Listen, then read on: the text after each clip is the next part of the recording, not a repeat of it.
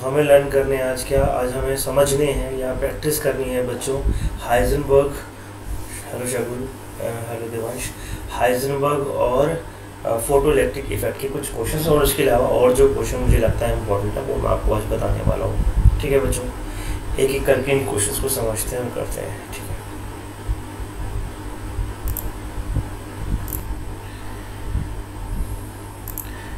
when a light of 470 nanometer falls on the surface of a potassium metal, electrons are emitted with the velocity 6.4 into 10 to the power minus 4, 6.4 into 10 to the power minus 4 meter per second.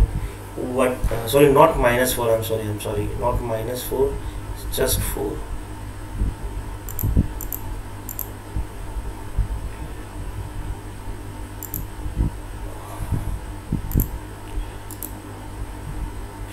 Just 4 है बच्चों, ध्यान रखिएगा, metre पर second. What is the maximum energy required to remove 1 mole of electron from potassium metal.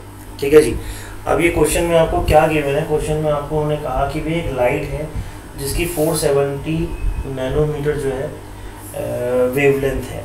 ठीक है, 470 nanometre जब उन्होंने दिया तो उन्होंने कहा कि इतनी वेवलेंथ की लाइट आपके उसके ऊपर मेटल के ऊपर पड़ रही है। अब बच्चों जब इतनी वेवलेंथ की लाइट पड़ रही है तो हम गिवन क्या लिखेंगे, हम गिवन लिखेंगे लैम्डा।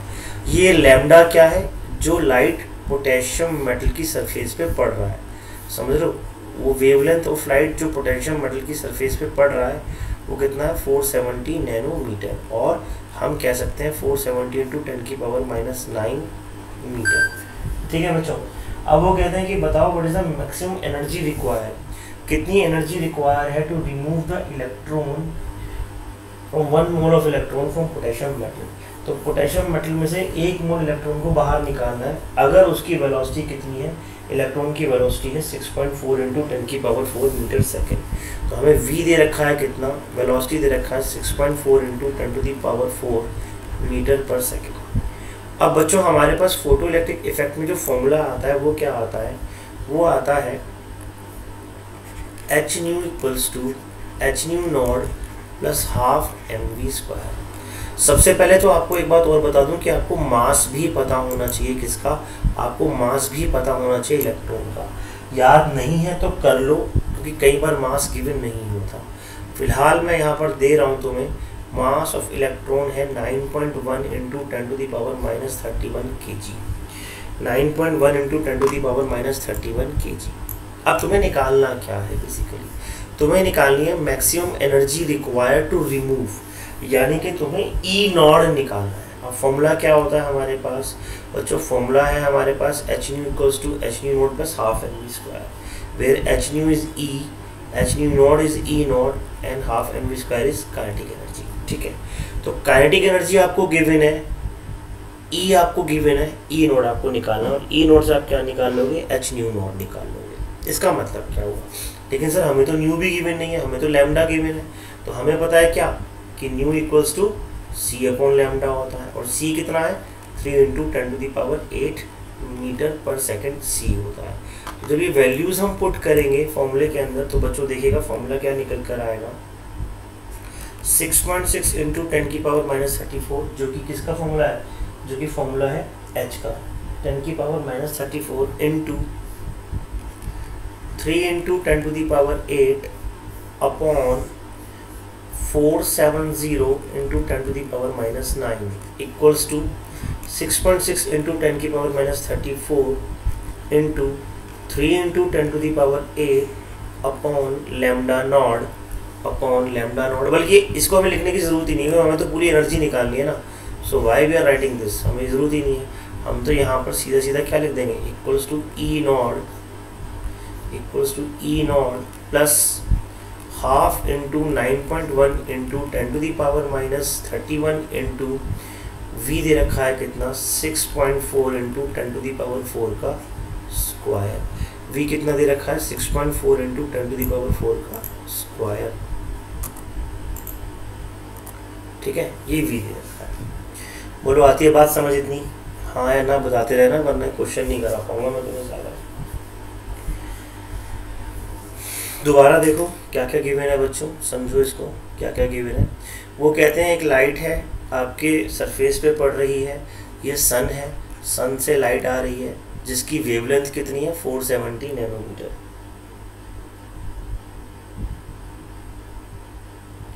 सर 10 सेकंड पर -9 है, अच्छा अपने आप ही आ गया, चल ठीक है।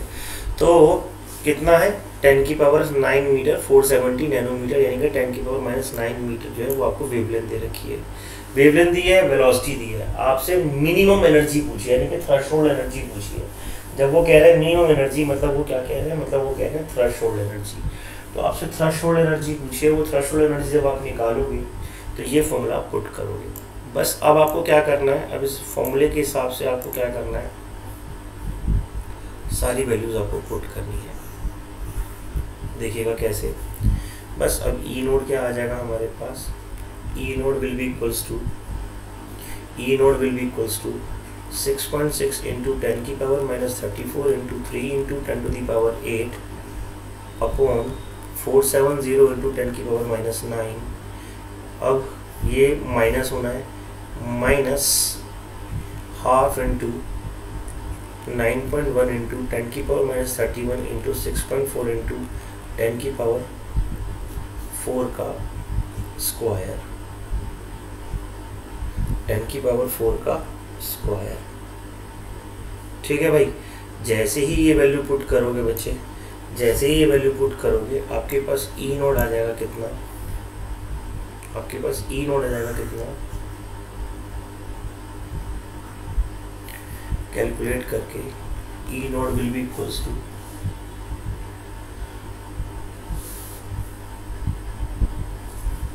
421.07 into 10 to the power -21 joule. लेकिन बच्चों अभी क्वेश्चन यहाँ ख़त्म नहीं हुआ, बस ये ध्यान रख लेना।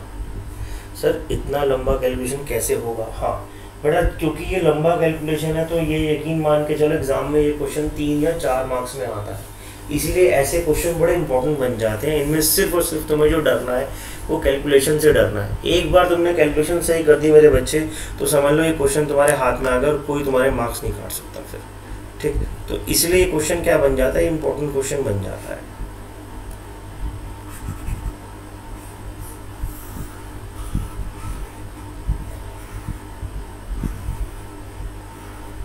ठीक है, लेकिन अभी क्वेश्चन खत्म नहीं हुआ, सुनो अभी बात मेरी।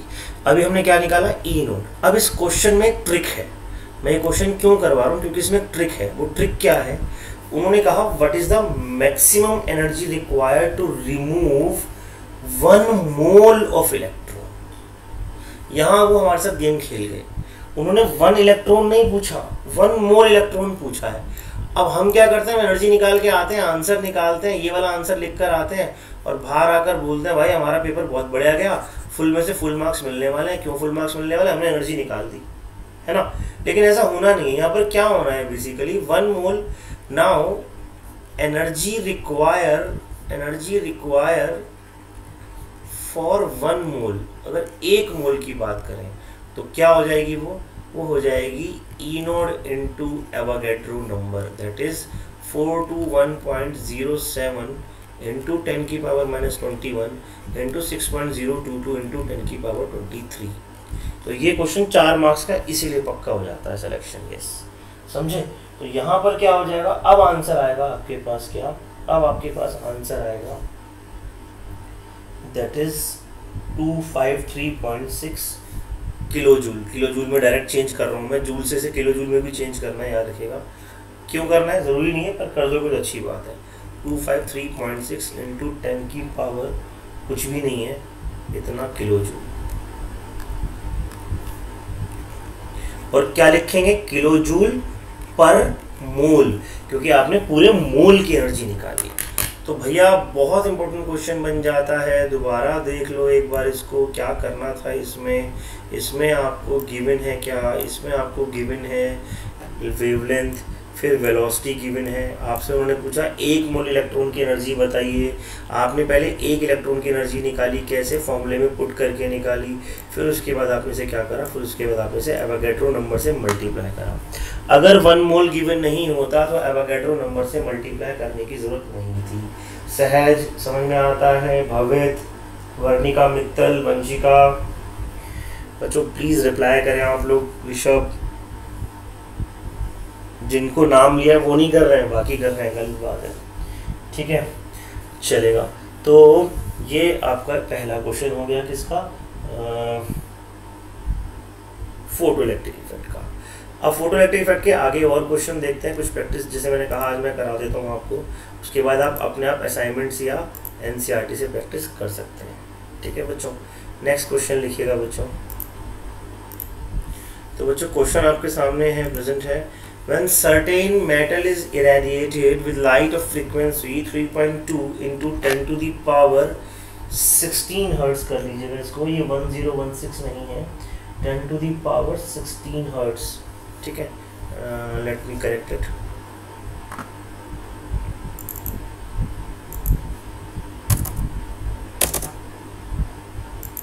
ऐसे यहाँ पर भी 10 to the power 16 हर्ट्ज और यहाँ पर भी 10 to the power 16 हर्ट्ज है, ठीक है। The electron emitted has twice the energy as the electron emitted when the same metal was irradiated with frequency 2 into 10 to the power 16 hertz. Calculate threshold frequency. बहुत बढ़िया question है, मतलब मैं आपको बोलूँ तो ये एक तरीके से फेवरेट क्वेश्चंस में से एक है, बहुत बढ़िया क्वेश्चन है। अब वो क्या कहते हैं, वो कहते हैं आपको गिवन में क्या देते हैं, वो कहते हैं कि जब कभी हमने क्या करा, एक स्टोरी की तरह समझिएगा, एक मेटल है, जब हमने उस पर लाइट डाली, जिसकी फ्रीक्वेंसी थी 3.2 into 10 की पावर 16, कितनी थी, 3.2 into 10 की पावर 16। तो जो इलेक्ट्रॉन निकला उसकी काइनेटिक एनर्जी थी कितनी, हो सकता है कुछ भी हो, मुझे नहीं पता, पर थी। और वो कहते हैं कि हमने क्या करा, हमने जब इसको एक बार और लाइट डाली, मान लो इसी मेटल पे हमने एक बार और लाइट डाली, और इस बार हमने लाइट डाली कितनी फ्रीक्वेंसी की, इस बार हमने लाइट डाली μ इक्वल्स टू 2 into 10 की पावर 16। तो जो काइनेटिक एनर्जी थी वो पहली वाली की हाफ थी, या हम ये कह लेते हैं कि पहली वाले की जो काइनेटिक एनर्जी थी अगर वो 2K थी या 2KE थी, अगर इसकी काइनेटिक एनर्जी कितनी थी, इसकी काइनेटिक एनर्जी 2KE थी, तो इस बार काइनेटिक एनर्जी कितनी है, KE है। So the electron emitted had twice the energy as did electron emitted when the same metal was irradiated with this frequency. तो उन्होंने एक बार फ्रीक्वेंसी ये वाली फेंकी, काइनेटिक एनर्जी 2K आई, एक बार एनर्जी ये वाली फेंकी फ्रीक्वेंसी, और काइनेटिक एनर्जी इतनी आई। तो वो बोलेंगे बताओ थ्रेशोल्ड फ्रीक्वेंसी, यानी कि आपको क्या बताना है, आपको बताना है कि μ0 कितना होगा। μ1 उन्होंने दिया है कितना, 3.2 into 10 की पावर 16, और μ2 उन्होंने दिया है कितना, 2 into 10 की power 16। Is it clear to you question क्या है? देखो इस चैप्टर के अंदर यहाँ से जो हम शुरुआत करते हैं फोटो इलेक्ट्रिक इफेक्ट से, और उसके बाद के जो न्यूमेरिकल्स आने हैं, जैसे हमने सम बेसिक कॉन्सेप्ट में भी क्या समझा था कि अगर हमारे को न्यूमेरिकल समझ में आ गए क्या है तो हम उसका आंसर भी निकाल देंगे। तो क्वेश्चन तो क्लियर हो गया, अब इसका आंसर कैसे निकाला जाए। ऑफ कोर्स आंसर निकालने के लिए आपको क्या चाहिए, आंसर निकालने के लिए आपको चाहिए hν equals to hν0 plus half mv²। अच्छा hν0 हर बार कांस्टेंट रहेगा, क्यों, सेम मेटल है, हमने मेटल तो चेंज करा नहीं, और एक मेटल का hν0 वही रहता जो है, तो हम इसको E0 बोलेंगे, इसको E बोलेंगे, इसको KE बोलेंगे, ठीक। अब केस वन क्या है, h इंटू 3.2 into 10 की power 16 equals to E0 plus KE, ठीक। हमने जब इतनी फ्रीक्वेंसी भेजी तो E0 प्लस KE आया। केस 2 क्या है, केस 2 है h इंटू 2 into 10 की पावर 16 इक्वल्स टू E0, ये 2KE आया और ये KE आया। बोलो आती है बात समझ?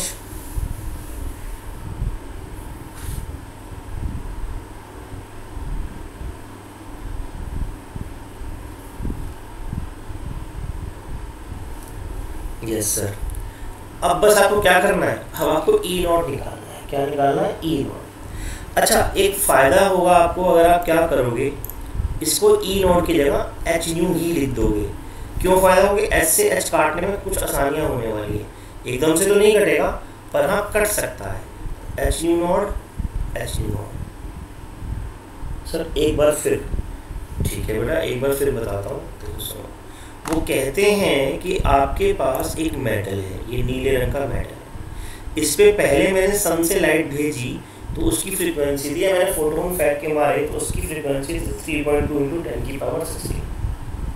जब मैंने ये फोटोन मारे तो जो एनर्जी निकली, काइनेटिक एनर्जी बनी इलेक्ट्रॉन की, वो बनी 2 ke। मैं कह रहा हूँ कितनी बनी? 2 ke। क्वेश्चन में ये है। फिर दोबारा जब हमने मारी, सन थोड़ा सा शाम के टाइम हो गया, ठंडा हो गया, फ्रीक्वेंसी कम हो गई, तो एनर्जी रहेगी कितनी? के। ठीक भाई। अब वो कहते हैं बताओ थ्रेशोल्ड फ्रीक्वेंसी कितनी है। 2 केस दे दिए, थ्रेशोल्ड फ्रीक्वेंसी यानी कि न्यू नोड पूछा। केस 1 में ये है, केस 2 ये है, और न्यू नोड दोनों सेम होंगे क्योंकि सेम मेटल की बात कर रहे हैं, हमने मेटल तो चेंज करा नहीं। जैसे याद है रेजिस्टिविटी सेम रहती थी एक मेटल की, तो न्यू नोड भी सेम है। अक्षर आया समझ में बात? अब बस आपको क्या करना है, अब आपको इसको कंपेयर करना है। ठीक, केस 1 को मैं दोबारा क्या लिख सकता हूँ, ध्यान से देखना। केस 1 को मैं दोबारा ऐसे भी तो लिख सकता हूँ,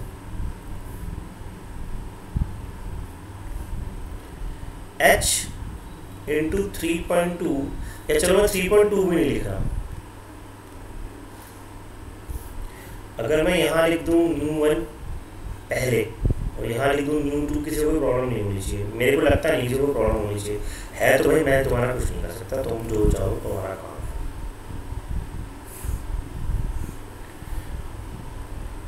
case 1 hν1 equals to hν naught plus 2 ke।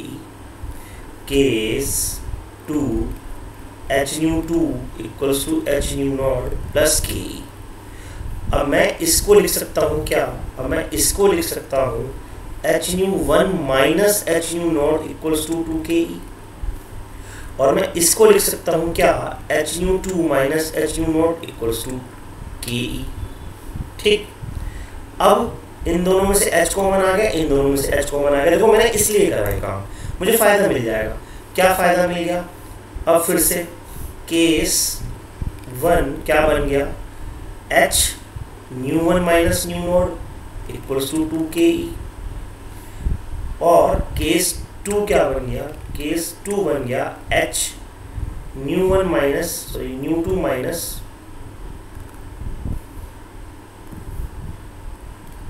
New naught equals to K. बोलो आती है बात समझ?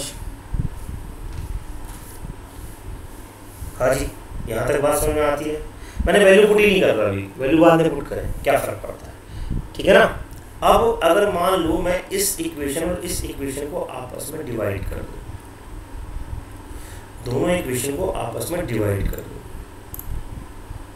तो एस से एच कट गया ना, मेरा आधा काम खत्म हो गया, कैलकुलेशन की टेंशन खत्म हो गई। और क्या खत्म हो गया देखो, तो मैंने क्या लिखा, ν1 minus nu naught upon ν2 minus nu naught equals to 2 into half mv² upon mv1 square हम कह सकते हैं, upon 2 into half mv2 square, upon 2 into half mv2 square.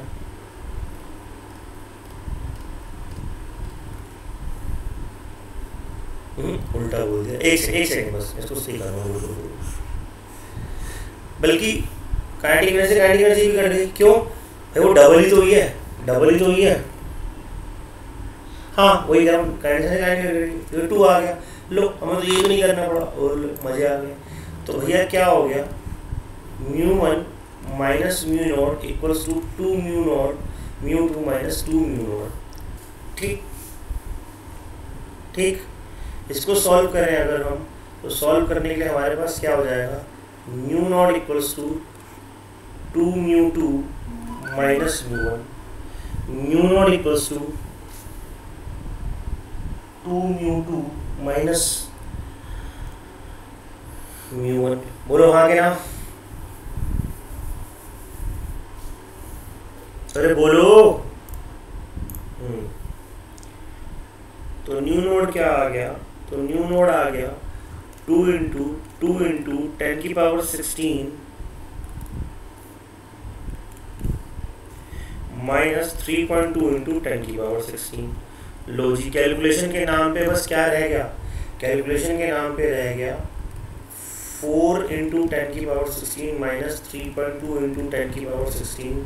तो न्यू नोड आ गया कितना, 0.8 इंटू 10 की पावर 16 हर्ट्ज।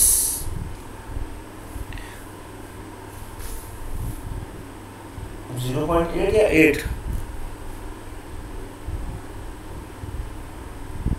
8 आएगा। हाँ 8 ही कर रहा हूँ मेरे भाई, रुक सो जाओ। 0.8 आना चाहिए भाई।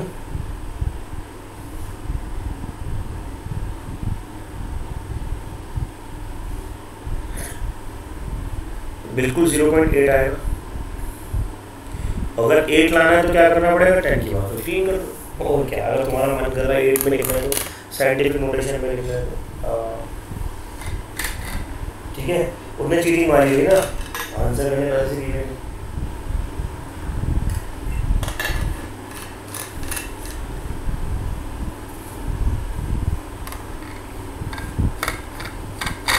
बोलना जी, आया समझ।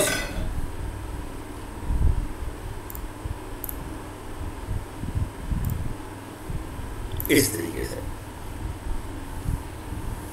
तो इजी क्वेश्चंस है बट कॉन्सेप्चुअल क्वेश्चंस है। अब इसमें तुम कहोगे सर इसमें तो कुछ भी कैलकुलेशन नहीं थी, तो कभी कभी तुम्हारी किस्मत है कैलकुलेशन होगी, कभी कभी तुम्हारी किस्मत है कैलकुलेशन तुमसे नहीं होगी। तो मैं तुम्हें यही सलाह दूंगा, practice will make the man perfect. अब बात करते हैं आगे किसके बारे में, अब बात कर लेते हैं थोड़े से और कुछ क्वेश्चंस के बारे में जो बहुत इंपॉर्टेंट क्वेश्चंस बनते हैं एग्जाम पॉइंट ऑफ व्यू से। तो बच्चों हमने जिस तरीके से इसे सॉल्व करा उससे हमारे पास फ़ायदा क्या हुआ, उससे हमें लैम्डा का नया फॉर्मूला मिल गया।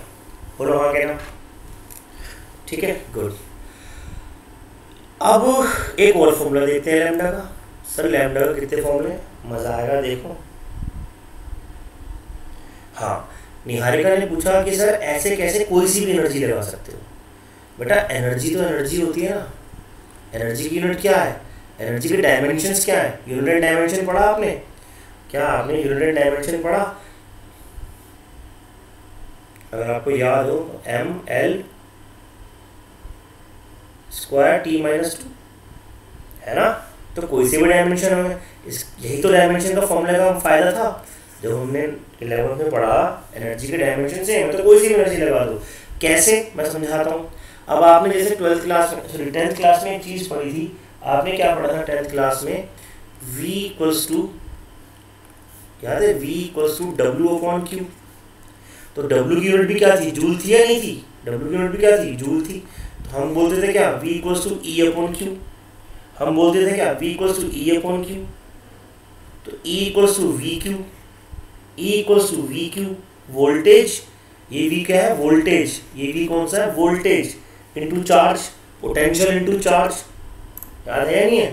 तो एक फॉर्मूला ये भी निकल आता है जी, lambda equal to h/√2 into potential into charge Q, where V is potential. ये कौन से वाला V है, पोटेंशियल। जो कैपिटल V हमने लिया वो पोटेंशियल है।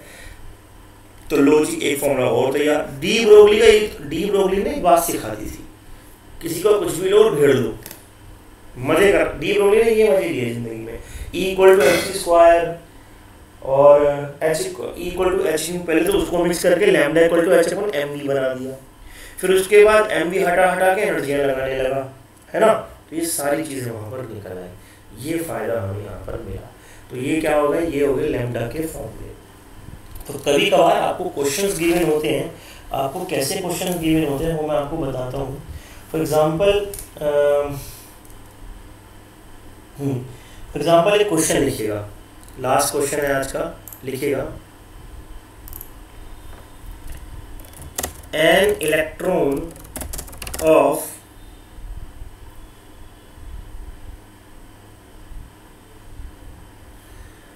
with is accelerated with energy 100 electron volt. What is de Broglie wavelength? खत्म. Simple question. What is de Broglie wavelength? बहुत सिंपल क्वेश्चन. तो आपको एनर्जी दे दी, डी ब्रोगली वेवलेंथ पूछिए. अब हमें पता है फॉर्मूला क्या होता है. हमें पता है फॉर्मूला है lambda equal to h upon under root 2m into E. Kinetic energy E आपको दे रखी है इलेक्ट्रॉन वोल्ट में. अच्छा, इलेक्ट्रॉन वोल्ट को पहले चेंज करोगे किसमें? इलेक्ट्रॉन वोल्ट को पहले चेंज करोगे जूल में. तो आपको गिवन क्या है? आपको गिवन है एनर्जी जो कि कितनी है 100 इलेक्ट्रॉन वोल्ट बराबर 100 इंटू 1.6 इंटू 10⁻⁻19 जूल. तो ये जूल में चेंज करी और जैसे ये जूल में चेंज करी आपका आंसर आ गया. और बस फिर ये वैल्यू पुट करनी है. इलेक्ट्रॉन का मास आपको मालूम ही है.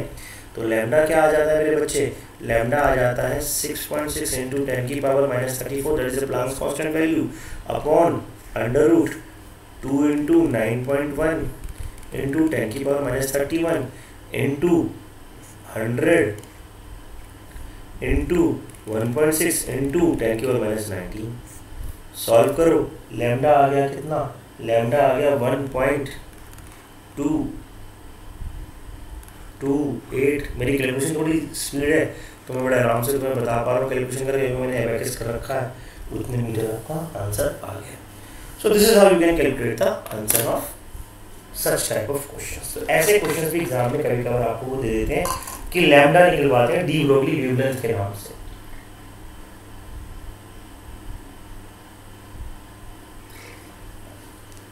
ठीक है. अब 2 मार्क्स का क्वेश्चन है लेकिन सर हमें तो lambda equal to h upon m भी पता था. 2 मार्क्स हम खराब हो जाएंगे. फायदा क्या है? सर हम तो ट्रेडिशनल तरीके से करना चाहते हैं. भाई ट्रेडिशनल तरीके से कर लो. कैसे करोगे ट्रेडिशनल तरीके से? आप E equals to half m v square निकालोगे, फिर उससे V निकालोगे, फिर उसके बाद दोबारा M में रखोगे. वैसे भी कर सकते हो. तो वो ट्रेडिशनल तरीका थोड़ा लंबा पड़ जाता है. हमने डायरेक्ट फॉर्मूला याद कर लिया. हमने क्या फॉर्मूला याद कर लिया? हमने फॉर्मूला याद कर लिया lambda equal to h upon under root 2me. बोलो कोई दिक्कत?